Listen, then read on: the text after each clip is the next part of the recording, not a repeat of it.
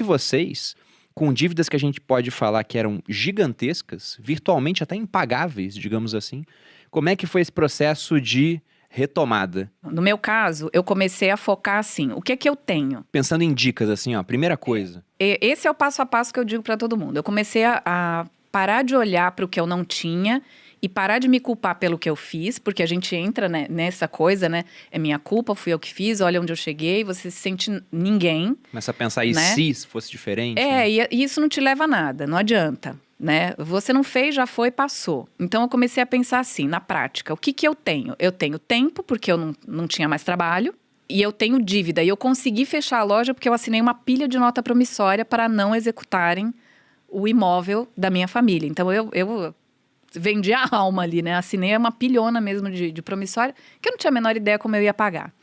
E aí eu falei, ok, o que que eu tenho? Tempo e dívida. Então eu vou estudar essas dívidas que eu tenho, eu vou aprender como é que elas funcionam, como é que elas chegaram nisso.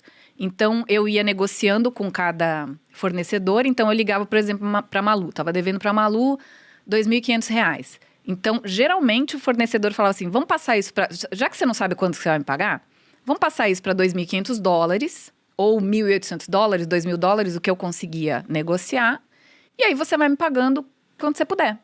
E o cara não tinha pressa, porque cada dia eu devia mais, né? Então foi uma forma, assim, de você partir de um princípio, porque eu tinha tanta dívida, devia para tanta gente que às vezes a pessoa ligava e dizia que eu estava devendo para ela, e eu nem tinha certeza se eu estava, se eu não estava e quanto era. Então eu peguei o que eu tinha. Peguei um caderno e comecei a anotar. O que eu devo? Eu devo tanto para o banco, eu tinha estourado 2 contas, né? Limite de conta, 5 cartões, eu devo para tal fornecedor. E aí eu fui para um passo 2. Qual é a consequência da minha dívida? Isso para quem está endividado é um passo a passo básico. Você tem que listar tudo que você deve, porque a gente se perde. A gente se perde, a gente não sabe para quem deve, quanto deve e se aquele valor é real. Porque as pessoas chutam, ainda mais hoje, o cara te liga e fala, você está devendo há 1.000 e não sei quantos dias, a tua dívida está em R$150 mil. Quando você vai ver, é 80, 70. Porque os caras chutam, né? Que loucura. Então, o que você tem que fazer? Tinha ancora lá em cima já. Eu totalmente amadora com dívidas, veja assim. Eu verdade, não entendo esse nada. bilhete. Você tem que anotar para quem você deve, o valor original da sua dívida, essa é a dica. Qual é o valor original da sua dívida? Não é quanto o credor diz que você está devendo depois de um calhamaço de juro. Qual é o teu valor original? Quanto você devia lá atrás, antes da incidência de juro? 3 mil, 5 mil, 2 mil? Você tem que saber que valor é esse. O credor tem que informar por lei qual é o valor original da minha dívida. Segundo, qual é a memória de cálculo dessa dívida? O que é isso? Como essa dívida chegou ao valor que você disse que chegou?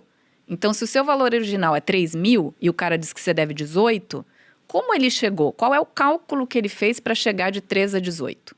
Você vai descobrir aí que você não deve 18. Que você deve muito menos.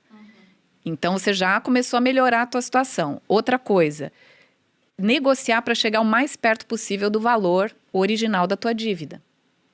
Isso eu aprendi numa época que não tinha internet, que não tinha nada disso. Então, eu fui pensando, como é que eu vou fazer isso, né? E eu dizia para a pessoa, olha, eu te devo 3, você está falando que eu devo 20. Eu tenho 2,5. Você quer?